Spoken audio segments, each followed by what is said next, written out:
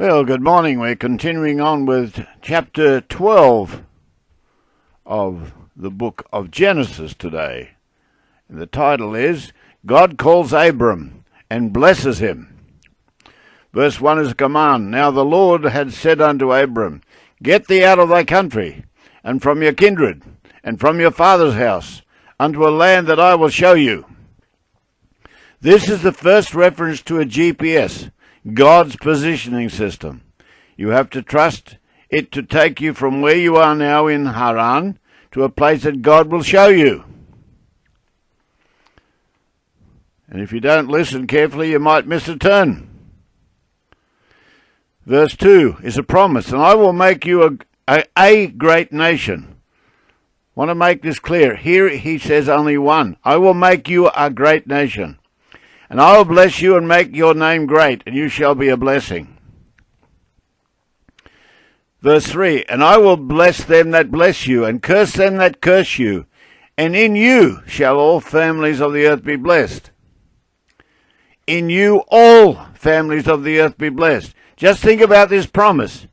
You don't even have to believe in God, but God has promised to bless you. No other gods with a small g offers that promise.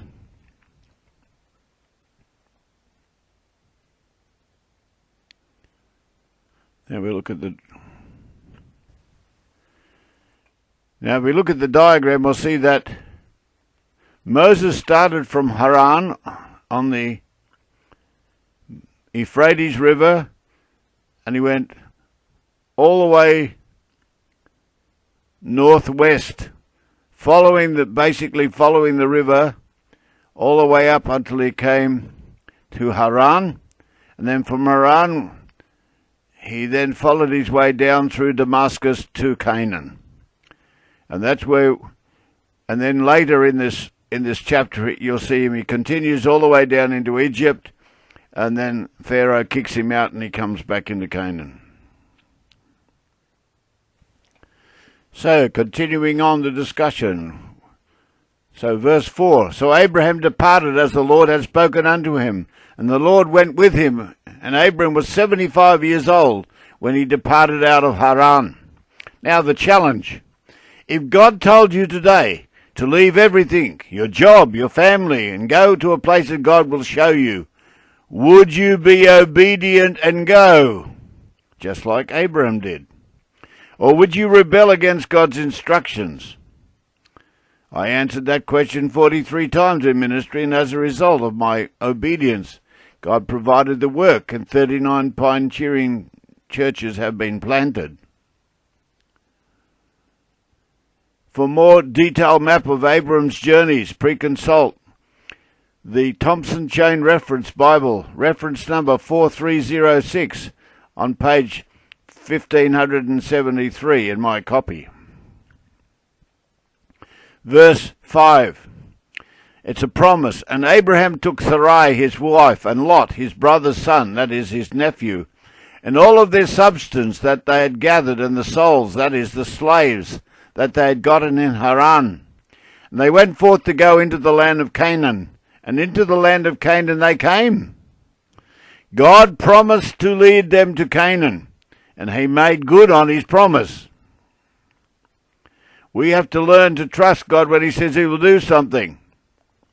And Abram passed through the land unto the place of Shechem, unto the plain of Moreh, and the Canaanites were there in the land. Verse 7 is a promise. And the Lord appeared to Abram. Now think about this. God came and appeared to him and said, Unto thy seed will I give this land. And there he built an altar unto the Lord, there who appeared unto him. This is the first time that the Lord appears to Abram. Throughout his life, the Lord will visit him 7 times. This is the first altar that Abram builds to the Lord. And he moved from there unto the mountain on the east of Bethel, and pitched his tents, having Bethel on the west and Hai on the east. And there he built an altar unto the Lord, and called upon the name of the Lord. This is the second altar that Abram built unto the Lord. And Abram journeyed, going on still towards the south. And there was a famine in the land. This is verse 10. And Abram went down to Egypt to sojourn there, for the famine was grievous in the land. Now, the next few verses are prophetic, and I want you to get the parallel. Joseph did the same thing 215 years later. There was a famine, and Joseph went down there, and he solved the problem for them. And so did his family later. And it came to pass that when he came near to enter Egypt, that he said to Sarai, his wife, Behold now, I know that you are fair looking to look upon. Verse 12 is the conclusion. Therefore, it shall come to pass when the Egyptians shall see you, that they shall say, This is his wife, and they will kill me, but they will save you alive. Abram now moves away from the will of God, not trusting on God's promise for him. Whenever you do this, there are always consequences. God said he would look after him. God said he'd bless him. And now Abram's making decisions for himself. Say, I pray that you are my sister, that I may be well with me for thy sake, and my soul shall live because of you. Now Abram's statement is half true, as she was his half-sister as well as his wife. Verse 14, And it came to pass when Abram was come into Egypt, the Egyptians beheld the woman that she was very fair. And the princes also of Pharaoh saw her, and commended her before Pharaoh.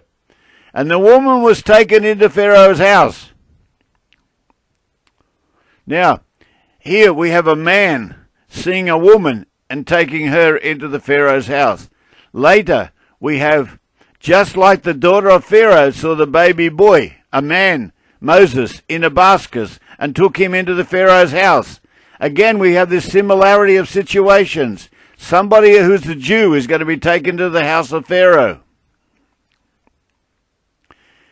And he entreated Abraham well for her sake, and he had sheep and oxen and asses and manservants and maidservants and she-asses and camels.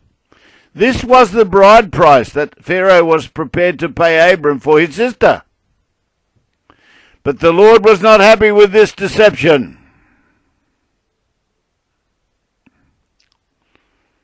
And the Lord plagued Pharaoh and his house with great plagues because of Sarai, Abram's wife. This is verse 17.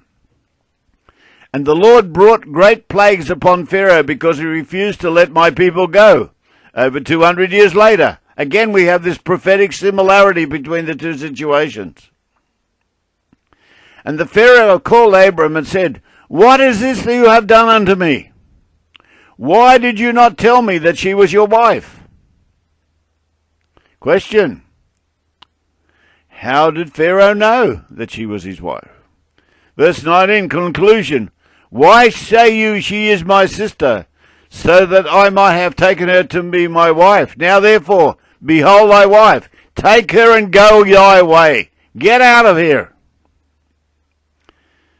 Verse 20, And Pharaoh commanded his men concerning him, and they sent him away, and his wife, and all they had. So here we have a situation. Pharaoh is not punished. Pharaoh does not punish Abram for the deception. He just sends him out with all of his possessions.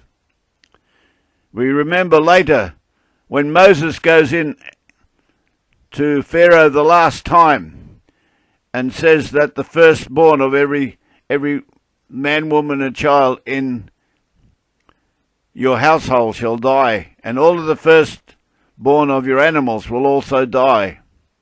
Then Pharaoh said to Moses, Take the people and all your belongings and get out of Egypt. How did Pharaoh know that Sarai was his wife? Some 600 years later, another Pharaoh commands Moses and all of Israel to go out of the land of Egypt with all their possessions. See, God is preparing the mirror images of what's to come in his word.